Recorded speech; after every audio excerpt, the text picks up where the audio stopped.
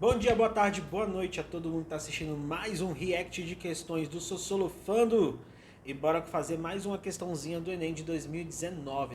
Para você que está acompanhando já o react de questões que são todos os dias, todas as horas que saem aí para vocês, na descrição do vídeo vai ter o link que vai te jogar direto para a prova, beleza? Então acessa aí na descrição, pega o link e corrige junto comigo. Vamos começar a fazer nossa questão de número 64 do Caderno Azul do Enem de 2019. Lembrando sempre, a primeira coisa que eu falo para vocês é leia a referência. A referência, ela é fundamental, galera, porque é a partir dela que a gente vai saber como que a gente vai poder ler o texto, ou qual é o tipo de texto que vai ter para vocês.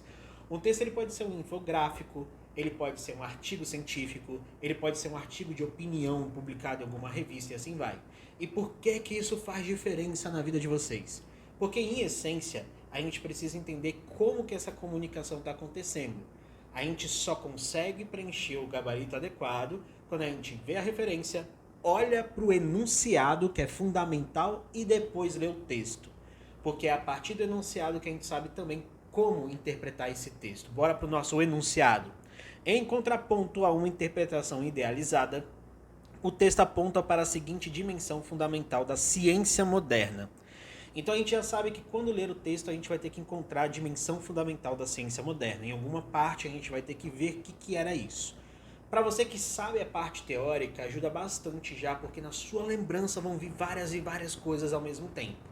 Mas para você que vai precisar realizar essa interpretação, às vezes, com um pouquinho de esquecimento das aulas de filosofia, sociologia, história, a gente vai precisar dar uma lidinha com calma, beleza? Bora lá pro nosso texto em si. E o texto ele começa assim. A lenda diz que, em um belo dia ensolarado, Newton estava relaxado sobre uma macieira. Pássaros gorjeavam em suas orelhas. Havia uma brisa gentil. Ele cochilou e por alguns minutos, e quando de repente uma maçã caiu na tua cabeça. E ele acordou com um susto. Oh, meu Deus, que susto. Ele olha para cima e com certeza um pássaro, um esquilo derrubou a maçã de uma árvore, ele pensa. Mas não havia pássaros ou esquilos na árvore por perto. E ele então pensou: apenas alguns minutos antes a maçã estava pendurada na árvore. Nenhuma força externa fez ela cair. Deve haver alguma força subjacente que causa a queda das coisas para a terra. Foi exatamente o que ele pensou na hora que a maçã caiu na cabeça dele. É o que diz a lenda. Em contraponto a uma interpretação idealizada, o texto aponta para a seguinte dimensão fundamental da ciência moderna. A gente tem 5 alternativas: A de amor, B de baixinho, C de coração, D de docinho, E de escola.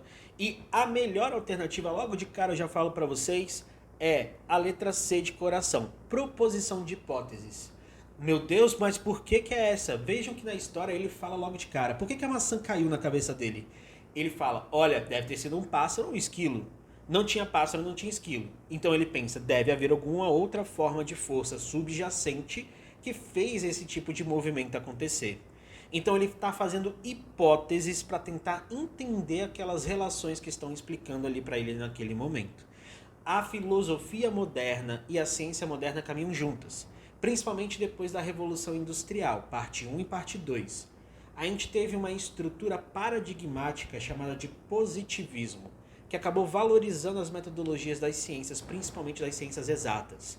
E essas ciências elas tinham como pressuposto um pensamento que ele era indutivo, ele parte do pequenininho para o geral, ele tem o pressuposto que a gente tem que organizar metodologicamente as nossas formas de apreensão, dividir em quantas partes forem necessárias o conhecimento, deixar eles mais especializados e principalmente a gente precisa de hipóteses.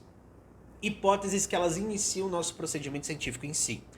Essas hipóteses elas são formuladas desde o período daquilo que a gente chamava de Descartes, por exemplo, para vocês que estão estudando filosofia. Mas isso faz parte de uma grande história da ciência. A ciência ela se consolida depois de vários e vários anos de formação.